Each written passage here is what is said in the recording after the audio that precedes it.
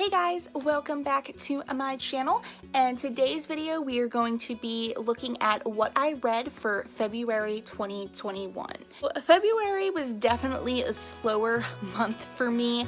I don't know if it was because I had a lot going on. I adopted a new hamster. His name is Barnabas Collins, and he is such a sweet boy, so I've been trying to get him settled in. Definitely the situation that he was in was not good. The owners were not the best, and it broke my heart. I did want to say, I don't know if Andy watches my videos, but thank you so much.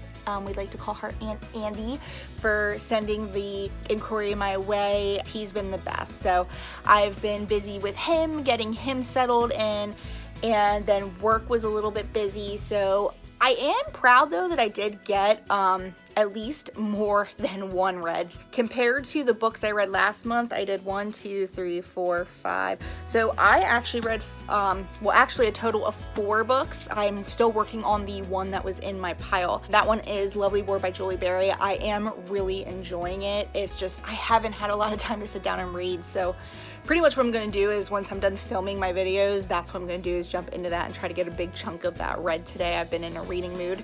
But yeah, so let's go ahead and get started. I do have a DNF book, and it's not because I didn't enjoy it. It's because I didn't know it was part of a series, and that would be About a Girl by Sarah McCarry. This one, if you haven't seen any of my videos, it's about this girl. She loves space and astronomy. She wants to be involved in that as a career option, and she finds out a secret about her family, and there is a girl that is the key to all of this apparently, and it's going to be like a love story. It's an LGBTQ story as well, but I did not know that this was part of a series. It wasn't until I believe I went to look up the book to add it into my Goodreads after I started reading it that I saw it said number 3. I really did like what I read so far. It's a different style, so I know it might take me a little bit to get into. It's written, the first couple of pages that I read, it's like written as if she's writing in a journal, but then you're also hearing dialogue to the side, because where I'm at, she's working at a bookstore and customers keep coming in, so you're hearing her dialogue with the customers in this bookstore. I'm also hoping that if I read the other 2 in this series before this one, there might be some explanations that are going on. If I'm right, I think she is the daughter of one of the other characters that are in the other 2 books. Definitely not because I didn't love it, it's just because I want to get the other 2 books and read it and then go into this one. So just makes sense for me. So I think how I'm gonna do this is I'm gonna give you guys from worst to best. So I feel like that's just how I am, especially with this one that I'm going to be showing you guys. This next one, I was very, very disappointed, and I'm really sad because it was a book that I loved so much when I was younger, and I talked to my friends about it pretty much because once you get older, you realize some stuff just doesn't sit right with you, and that's kind of what happened with this book for me, and that is The Girl Who Invented Romance by Caroline B. Cooney. This book follows a girl who, her and her best friends kind of want to be like, have boyfriends. They want to step out from the sideline and kind of be noticed by boys, and it becomes a pretty like big topic for them. And one day she comes up with this idea of creating a board game, which she ends up using for a school project. You kind of see different relationships she has with like her classmates as well as her family, and definitely their different struggles with love. Oh my goodness.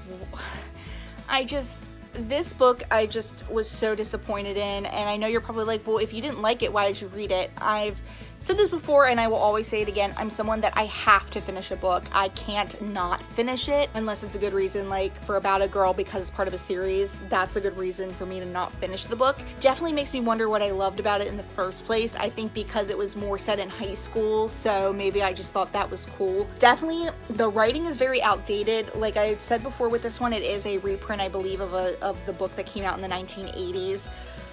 A lot of the stuff is very dated. They did try to make it more current, but it just doesn't fit for me, and there's a lot of stuff that they kind of make fun of in here that I wasn't okay with. There is a joke about child abuse and being abused by parents. I just think it was very in bad taste with this one. I think if they reprinted this one today, that it would just not, it would not be a good thing. And it's really sad because Caroline being Cooney, I loved the Face on the Milk Carton series. I loved those books, and I thought I was going to love this as an adult, and I just don't. I don't even see this one being one that I want my kids to read, so it's probably going to be one I'm definitely going to donate and get rid of, just because I don't want my children to read something like that. It just didn't sit right with me. The main character, she's just, when I was a kid, I loved, you know, I had crushes on boys, and I was obsessed with having a boyfriend, but not to this degree, so definitely this was a strike out for me. Definitely really sad, especially since I loved it being younger, but I guess that's what happens when you get older. Just some of the books that you loved when you were younger just don't sit right with you as an adult. This next one was one that I was very excited to get into for the month of February, and it was good. I liked it, but I feel like it did need some work to it, and that is Sing by Vivi Green. This one follows a girl who is like Taylor Swift. She's one of the biggest stars in the world. She writes her own music, plays, sings, everything, and she loves to be vulnerable in front of her fans. After going through a breakup, her and her friends who actually work for her say, you know what, we're gonna pack up, we're gonna go to Maine for the summer and just kind of have, you know, like a summer of me, so she can work on her new album and just kind of enjoy being single for a little bit. She ends up getting into a relationship with a local boy who is not a fan of the spotlight. So she ends up having a decision of, does she want to risk everything for this new relationship, or does she want to pretty much just go her own path and stick to what she knows? I did really enjoy the writing. I loved it. It was a lot of fun. Definitely a cute little fluffy book to get into. It does have some dark issues, but nothing that overshadows it. I kind of think I hyped it up too much for me, especially since I had this one on my Goodreads shelf for a while. I felt like the description of Noel where he doesn't like the spotlight, I don't think that was very accurate. What he doesn't like is, with her being famous, that she's pretty much, she can't go out in public and not be recognized, and she kind of throws the relationship out there, and he kind of gets a little bit like shocked about it. I think that's the only thing about him not liking the spotlight. I thought he was going to be more like belligerent and more like making fun of her being this pop star and stuff, but it definitely didn't happen. So I think that was something I thought was going to happen. There was going to be a lot of banter like that, but there really wasn't. I really did like Lily though. Like, she was very likable. I saw myself in her. I definitely kind of compared her a lot to Taylor. She kind of has that same look and the characteristics too. I definitely say, if this is still one that you're interested in, definitely read it. I think the author did a great job with this novel. I definitely got all this summer vibes. It was making me want winter to be over. Definitely the cover's beautiful. It's still one of my favorite covers so far this year. And I would say too, like, anyone could really read this. So like maybe a middle schooler could read this. There's nothing really inappropriate with it. There's not like anything sexual in it as well. The next book is actually my January 2021 Once Upon a Book Club book. I'm hoping I have the video up by the time this comes out so you guys can see the gifts and everything. And it is Happily Ever Afters by Elise Bryant. This follows a girl who moves to, I believe, Southern California, and she is accepted into this high school where it is like a performing arts high school. So imagine kind of like a little college, if you will, like a performing arts college.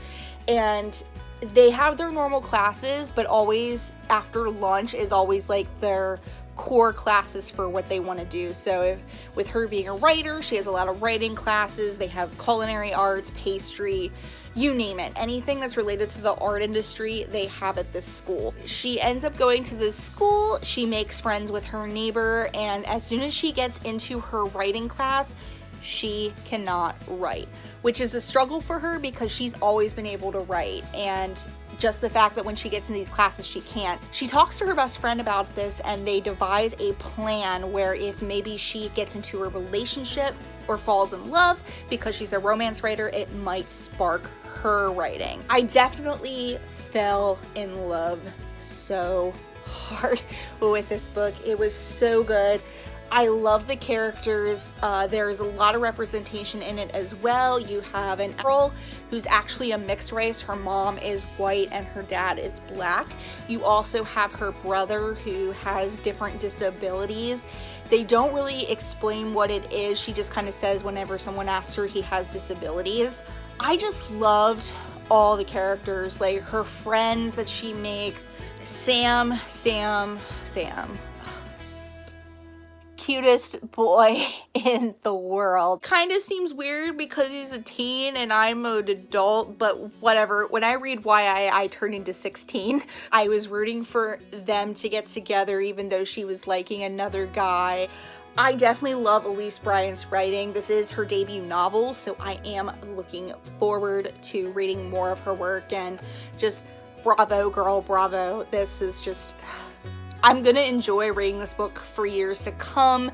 I definitely, like, I'm getting goosebumps talking about this book because it was just so phenomenal. What was awesome with Once Upon a Book Club, I think I show it in my boxing, is they sent us a recipe for brown butter raspberry muffins that Sam actually makes in the book, and I made those the other day, and I need to tweak the recipe a little bit for myself, but they were so good.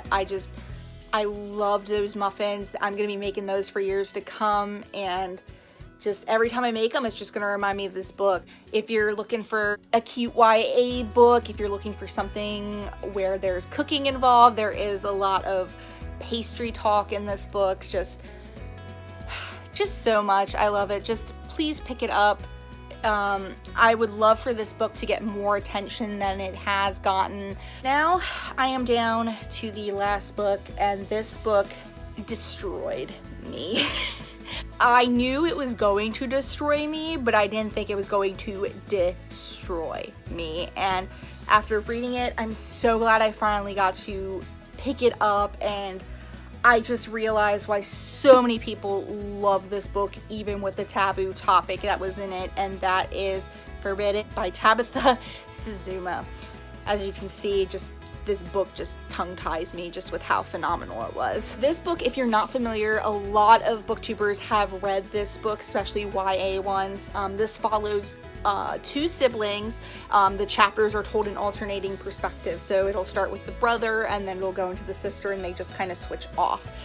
They live with their 3 other siblings and their alcoholic mom, who I'm gonna get into her, just wait. They're dealing, pretty much they become, since they are the oldest, they become like the mom and dad of this family, and because they're the only ones that understand what is going on with each other, and they've always felt super close, a forbidden relationship blooms between them. They kind of struggle with keeping it a secret and not getting their family tore apart, and also just trying to be different people than what they are.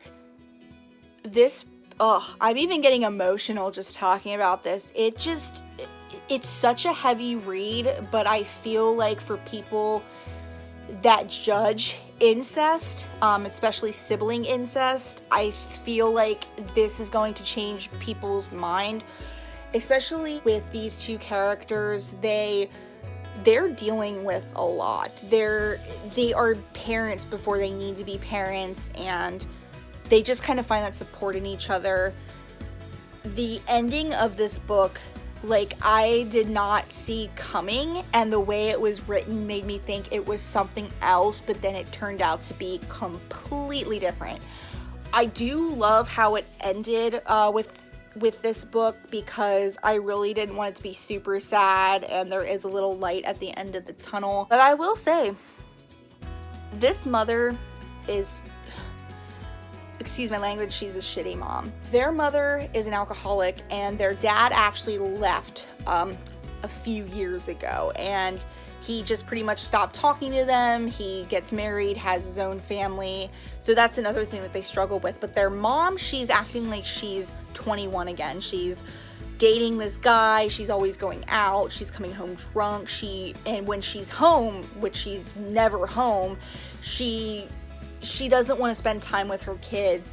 It just frustrated me for her to have the audacity to act like she didn't see this relationship coming, or she didn't think something like this was gonna happen. Like, it ticked me off. And then even with her boyfriend like doesn't even help or like tell her, you need to get your act together. Like, just, if you've read this book, you know why. Like, I want to strangle this mom. Like, I just wanted to strangle her and just be like, how dare you act like you're this perfect mom when you're not. Like, ugh. Definitely get your tissues for this one. I highly recommend this. This is one of my favorite reads that I have read so far this year. I do want to check out more of Tabitha Suzuma's work. I know a lot of it isn't really popular, but if a lot of it is hard-hitting as much as this one was, I know I'm going to love it, and just destroyed me. That's all I'm gonna say with this book.